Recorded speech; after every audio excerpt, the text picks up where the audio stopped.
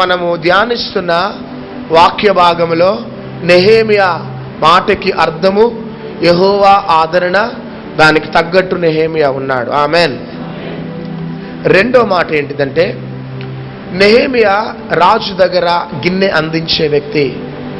రాజు దగ్గర పరిచర్యలో నిమగ్నమైపోయి ముందుకు సాగుతూ ఉన్నప్పుడు 1వ అధ్యాయం 2వ వచనం చదవాలి. నా సహోదరులలో అనానీయను ఒకడును యూదులలో కొందరును వచ్చిరి. చెరపట్టబడిన శేషంలో తప్పించుకొనిన యూదులను గూర్చియు యెరూషలేమును గూర్చియు నేను వారిని అడగగా, వారు చెరపట్టబడిన వారిలో శేషించిన వారు ఆ దేశంలో బహుగా శ్రమను నిందను పొందుచున్నారు, మరియు యెరూషలేము యొక్క ప్రాకారము పడద్రోయబడినది. చాలు. ఒక్కొక్క మాట చాలా శ్రేష్టమైనది. నెహెమియా రాజు దగ్గర పరిచర్య చేస్తున్నప్పుడు సహోదరులు వచ్చి ఒక వార్త చెప్తున్నారు. దేవుని ప్రజలు పట్టబడ్డారు, శ్రమలు, నిందలు, అవమానాలు భరిస్తున్నారు. మొదటిది. రెండవదిగా, యెరూషలేము యొక్క ప్రాకారాలన్నీ కూడా కూలిపోయినాయి. ఇవి రెండు వార్తలు నెహెమియా దగ్గరికి వచ్చి అందిస్తూ ఉన్నారు. ఒకటి, దేవుని ప్రజలు శ్రమను, నిందను, అవమానాలని భరిస్తూ ఉన్నారు. నెంబర్ 2, యెరూషలేము యొక్క ప్రాకారాలన్నీ కూడా కూలిపోయినాయి అనే వార్త అందగానే నెహెమియా ఏం చేస్తున్నాడంటే, బహు దుఃఖముతో ఉపవాసములో ఉండి ప్రార్థన చేసినట్లు దేవుని వాక్యం సెలవిస్తున్నది.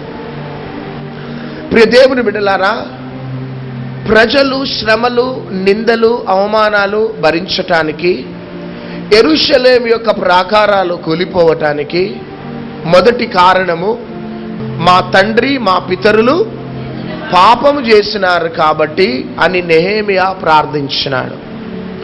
ప్రార్థించి గిన్నె అందించే వ్యక్తిగా ఉండి చాలా సుఖానుభవమును అనుభవిస్తూ పరిగెత్తుకుంటూ ప్రజల కోసం కష్టపడ్డట్టు దేవుని వాక్యం సెలవిస్తుంది. ఆత్మ సంబంధమైన దుఃఖముతో దేవుని దగ్గర, రాజు దగ్గర నిలబడ్డట్టు దేవుని వాక్యం సెలవిస్తున్నది. ఇవన్నీ కూడా మనం ధ్యానించుకున్నాం. ప్రాకారాలు కూలిపోవటానికి, రెండవదిగా ప్రజలు చెరపట్టబడటానికి, నిందలు, శ్రమలు అనుభవించటానికి కారణం ఏంటిదంటే, తండ్రి, పితరులు చేసిన పాపం. రెండవదిగా, బహు అసహ్యంగా మా పితరులని ఎదుట ప్రవర్తించినారు. మూడవదిగా, మోషే చెప్పిన మాట వారు వినలేకపోయినారు అని కొన్ని అంశాలు నెహెమియా ప్రార్థించడం ప్రారంభించినాడు. ఈరోజు ఒక మంచి ఆలోచన పరిశుద్ధాత్మ దేవుడు మనకి అనుగ్రహించినాడు. ప్రియ దేవుని బిడ్డలారా, మన ఆధ్యాత్మికమైన ప్రయాణంలో మనము ఆలోచించే ప్రతి ఆలోచన, మనము వేసే ప్రతి అడుగు కూడా మనుషులు చూడకపోవచ్చు, దేవుడు చూస్తాడు. రెండవదిగా, దేవుడు చూడటమే కాదు కానీ ఇంకా కొన్ని మనల్ని చూస్తాయి.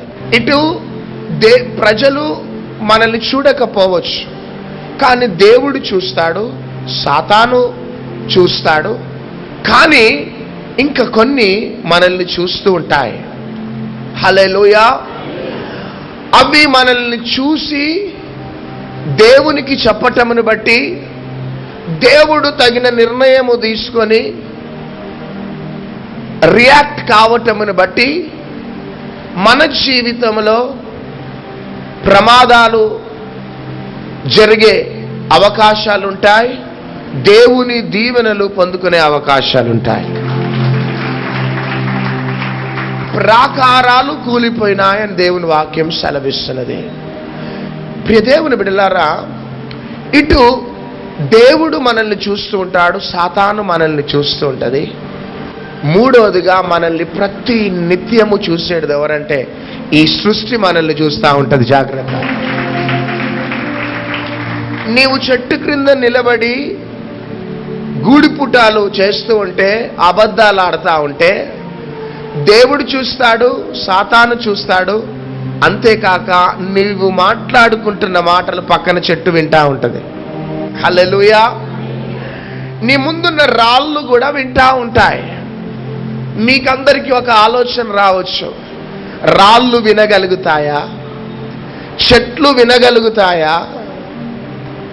సృష్టికి అంత జ్ఞానం ఉన్నదా అనే ఆలోచన మీకు కలగొచ్చు. ఇక్కడ ప్రాకారాలు కూలిపోయినాయి. హల్లెలూయా. ప్రాకారము కూలిపోయే భయంకరమైన ప్రమాదము అక్కడ సంభవించింది. అందుకనే చదవండి, లూకా సువార్త 13వ అధ్యాయం 1 నుంచి 5 వచనాలు చదవాలి. పిలాతు గలిలయులైన కొందరి రక్తము వారి బలులతో కలిపి ఉండెను. ఆ కాలమున అక్కడనున్న కొందరు ఆ సంగతి యేసుతో చెప్పగా ఆయన వారితో ఇట్లనెను, ఈ గలిలయులు అట్టి హింసలు పొందిన వారు గలిలయులందరికంటే పాపులని మీరు తలంచుచున్నారా? కారని మీతో చెప్పుచున్నాను, మీరు మారు మనసు పొందని ఎడల మీరందరూ అలాగే నశించుదురు. మరియు సిలోయములోని గోపురము పడి చచ్చిన ఆ 18 మంది యెరూషలేములో కాపురమున్న వారందరికంటే అపరాధులని తలంచుచున్నారా? కారని మీతో చెప్పుచున్నాను, మీరు మారు మనసు పొందని ఎడల మీరందరూ అలాగే నశించుదురు. హల్లెలూయా. సిలోయను ఆ స్థలములో ఒక గోపురము కూలి 18 మంది చనిపోయినారు. ఎంతమంది చనిపోయినారు? 18 మంది చనిపోగానే అందరు అనుకుంటున్నారు, వీళ్ళందరూ కూడా పాపం చేసినారు, పాపులు కాబట్టి వారి మీద గోపురము కూలింది అని సమర్థించుకుంటూ ఉన్నారు. అప్పుడు యేసుక్రీస్తు ప్రభు ఏమంటున్నాడంటే, గోపురము కూలి 18 మంది చనిపోయినారు కాబట్టి వారు పాపులు అని మీరు అనొద్దు, కానీ మీరు మారు మనసు పొందకపోతే మీకు కూడా అదే సంఘటన జరుగును అంటున్నాడు. హల్లెలూయా. నెహెమియా గ్రంథంలో ప్రాకారము కూలిపోయింది, లూకా సువార్తలో గోడ కూలిపోయింది, అంటే గోపురము కూలిపోయింది. చప్పట్లు కొడదాం. ప్రియ దేవుని బిడ్డలారా, గోపురము కూలి 18 మంది మీద పడగానే వారు చనిపోయినారు. కొన్నిసార్లు మనం వార్తలు వింటూ ఉంటాం, ఇండ్లు కూలి చనిపోయినారు, చెట్లు విరిగి చనిపోయినారు, రాళ్ళు ప్రజల మీద పడటమును బట్టి చనిపోయినారు, కొండ చర్యలు ప్రజల మీద పడి ప్రజలు చనిపోయినారు. అకస్మాత్తుగా వర్షాకాలము ఇల్లు కూలి ఇంతమంది చనిపోయినారు. చెట్టు కింద నిలబడగానే చెట్టు విరిగి ఒక వ్యక్తి చనిపోయినాడు అని అనేక వార్తలు మనం వింటా ఉంటాం. కానీ ప్రియ దేవుని బిడ్డలారా, ఇక్కడ గోపురము కూలి ఎంతమంది చనిపోయినారు? హల్లెలూయా. చూడండి, గోపురము కూలి చనిపోగానే యేసయ్య అనే మాట ఏంటిదంటే, మీరు మారు మనసు పొందకపోతే మీకు కూడా అదే సంఘటన జరుగుతుంది. మనము వేసే ప్రతి అడుగు, మనం తీసుకుంటున్న ప్రతి నిర్ణయాలు దేవుడు వింటాడు, సాతాను వింటాడు. నీ భార్య వినకపోవచ్చు, భర్త వినకపోవచ్చు, కానీ నువ్వు ఏ గృహంలో ఉండి నీవు మాట్లాడుకుంటున్నావో ఆ గృహము ఎప్పుడు కూడా మాటలు వింటది. నువ్వు ఏ చెట్టు క్రింద అయితే కూర్చొని మాట్లాడుతున్నావో ఆ చెట్టు నువ్వు మాట్లాడుకుంటున్న మాటలన్నీ కూడా వింటది. ప్రియ దేవుని బిడ్డలారా, హల్లెలూయా. చెట్లకు, రాళ్లకు, ఇండ్లకు, ప్రకృతికి తెలుసు నీవు మారు మనసు పొందినావా లేదా. హల్లెలూయా. ఒకసారి చప్పట్లు కొడదామా?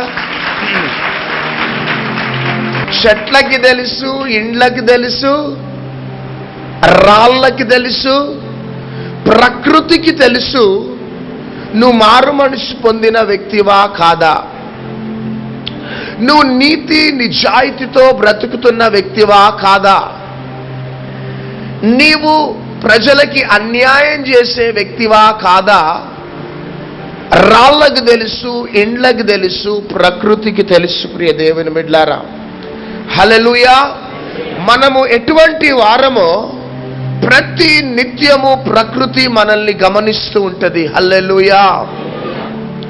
అందుకనే చూడండి, కొన్నిసార్లు ప్రకృతిలో జరుగుతున్న భయంకరమైన మార్పులను బట్టి ప్రజలు అనేకులు చనిపోతూ ఉంటారు. ఎందుకంటే ప్రకృతి మాట్లాడగలుగుతుంది. చప్పట్లు కొట్టండి. చెట్లు మాట్లాడగలుగుతాయి, వీటికి జీవం ఉన్నది. రాళ్ళు మాట్లాడగలుగుతాయి, వాటికి జీవం ఉన్నది. ఈ భూమి మీద ఉన్న ప్రతి వస్తువులు వినగలుగుతాయి. అందుకనే చూడండి, ప్రకృతి ప్రజలని సునామీ ద్వారా పొట్టలో పెట్టుకున్నది. గోడ కూలి 18 మంది చనిపోయినట్లు సునామీ ప్రజలపై రావటమును బట్టి వేల మంది చనిపోయినారు. ఇండ్లు కూలి, బిల్డింగ్లు కూలి అనేక మంది చనిపోయినారు. భూకంపము ద్వారా అనేకులు చనిపోయినారనే వార్తలు వింటూ ఉంటాం. కారణం ఏంటిదంటే, ఒక మానవుడు చేసే ప్రతిదీ కూడా ప్రకృతి గమనిస్తూ ఉంటది.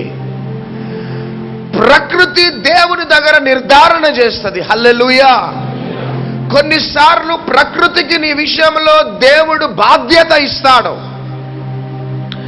దైవ సేవకుడు చూడకపోవచ్చు, సేవకురాలు చూడకపోవచ్చు, నీ భార్య పిల్లలు చూడకపోవచ్చు, కానీ నిన్ను అడుగడుగున గమనించటానికి దేవుడు ప్రకృతికి బాధ్యత ఇస్తాడు. ఆమేన్. ఎందుకు అంటే, నీవు మాట వినలేవు, కానీ ప్రకృతి దేవుని మాట వింటది. మానవునిగా నువ్వు దేవునికి నమ్మక ద్రోహం చెయ్యగలుగుతావు, కానీ ప్రకృతి దేవునికి నమ్మక ద్రోహం చెయ్యదు. సూర్యుడు దేవుడు చెప్పిన మాట వింటాడు, చంద్రుడు దేవుడు చెప్పిన మాట వింటాడు. వర్షాకాలము, చలికాలము, ఎండాకాలం దేవుడు చెప్పింది ఆ వాతావరణం చేస్తుంది. చప్పట్లు కొట్టండి. కాబట్టి మానవుడు విఫలమైపోతాడు, మానవుడు దేవుని మాట వినకపోతాడు, కానీ ప్రకృతి మాత్రము తూచా తప్పకుండా దేవుడు చెప్పిన మాటని ప్రకృతి నెరవేరుస్తుంది. హల్లెలూయా. అందుకనే దేవుడు కొన్నిసార్లు ప్రకృతి ద్వారా ఈ భూమి మీద తన కార్యకలాపాలు చేస్తూ ఉంటాడు. ఈ భూమి మీద ఉన్న ప్రతిదీ కూడా దేవుడు చెప్పింది చేయటము ప్రారంభిస్తుంది, ప్రతి వస్తువు కూడా. కాబట్టి చూడండి, నీవు మారుమనస్సు పొందకపోతే గోపురము కూలి 18 మంది చనిపోయినట్లు, నువ్వు మారుమనస్సు పొందకపోతే మరలా గోపురము కూలొచ్చు, నువ్వు కూడా చనిపోవచ్చు. నెహెమ్యా దినములో ప్రాకారము కూలిపోయింది. హల్లెలూయా. మోషే కాలంలో భూమి నెరలు విడిచింది. మోషే కాలంలో ఎర్ర సముద్రం 2 పాయలైంది. ఆమేన్. యెహోషువ కాలంలో యోర్దాను నది 2 పాయలైంది. చప్పట్లు కొట్టండి. యెహోషువ కాలంలో యెరికో గోడలు కూలిపోయినాయి. ఏలియా కాలంలో వర్షంతో మాట్లాడగానే వర్షం మాట విన్నది. మరలా వర్షంతో మాట్లాడగానే మరలా వర్షం మాట విన్నది. దేవుని పక్షంలో నిలబడ్డ ప్రవక్త ప్రకృతితో మాట్లాడగానే ప్రకృతి మాట విన్నది. కాబట్టి ప్రియ దేవుని బిడ్డలారా, మనం ఒంటరిగా ఉంటాము, కానీ మనతో ఉండేది ప్రకృతి. ఇక్కడ నిలబడ్డా నేను మాట్లాడే మాట ఈ పోడియం వింటది, నేను మాట్లాడే మాట ఈ యొక్క ఫ్లవర్ వాస్ కూడా వింటది. దానిని బట్టి జరగవలసిన తీర్పు అనేది మన జీవితంలో జరుగుతుంది. అందుకనే కొన్ని ఉదాహరణలు నేను చెప్తాను, వినండి. యెహోషువ గ్రంథం 24వ అధ్యాయం 27వ వచనం చదవండి. జనులందరితో ఇట్లనెను, ఆలోచించుడి, యెహోవా మనతో చెప్పిన మాటలన్నీయు ఈ రాతికి వినబడిను గనుక అది మన మీద సాక్షిగా ఉండును. చాలు. మనము మాట్లాడుకున్న మాట ఎవరు విన్నారట? రాయి విన్నది. చప్పట్లు కొట్టండి ఒకసారి. అంటే రాయి వినగలుగుతుందా? కుడి చేయి పైకెత్తి చెప్పండి. రాయి వినగలుగుతుంది. హల్లెలూయా. ఈ రాయి విన్నది జాగ్రత్త. ఈ రాయి రేపటి దినమున యెహోవా ఎదుట సాక్ష్యం చెప్తా. జాగ్రత్త. అరే రారా, అక్కడ సిటీలో ఉంటే అందరు వింటారు. ఆ గుట్టలలో కొండలలోకి వెళ్ళి మాట్లాడుకుందాం రారా అంటారు. కానీ గుట్టలల్లో కొండలల్లో నువ్వు మాట్లాడుకునే మాటలు ఎవరు వింటున్నారు చెప్పాలా? రాళ్ళు వింటున్నాయి. జాగ్రత్త. భయమవుతున్నది కదా ఈ మాటలు వింటుంటే. హల్లెలూయా. ఎందుకు ప్రియ దేవుని బిడ్డలారా కొన్ని కుటుంబాలు తీర్పులోకి వెళ్ళిపోతాయి, ప్రమాదాలలోకి వెళ్ళిపోతాయి? ఎందుకు అకస్మాత్తుగా ఆ కుటుంబాలలో కొన్ని సంఘటనలు జరిగిపోతుంటాయి? అరే ఈ బ్రదర్ చాలా నీతి నిజాయితీతో బ్రతికినాడే, అరే ఎందుకు ఈ బ్రదర్కి ఈ సంఘటన జరిగింది, ఎందుకు ఈ కుటుంబానికే ఈ సంఘటన జరిగింది అని కొన్నిసార్లు మనం మనిషి యొక్క పైరూపాన్ని చూస్తాం. కానీ ఆ మనిషి, ఆ కుటుంబం యొక్క అంతరంగ స్థితిని చూసేది దేవుడు. ఆమేన్. ఆ మనిషి అంతరంగ స్థితిని, మాట్లాడుకుంటున్న మాటలు, వారి యొక్క తీసుకుంటున్న నిర్ణయాలు ఈ ప్రకృతి ప్రతి నిత్యము గమనిస్తుంటది. జాగ్రత్త. చాలా జాగ్రత్తగా ఉండాలి బిడ్డ. మనం యెహోషువ అంటున్నాడు జాగ్రత్త. మనం మాట్లాడుకునే మాటలు ఎవరింటున్నారు? ఈ మాట రాయింటున్నది. రేపటి దినమున ఈ రాయే దేవుని దగ్గర సాక్ష్యం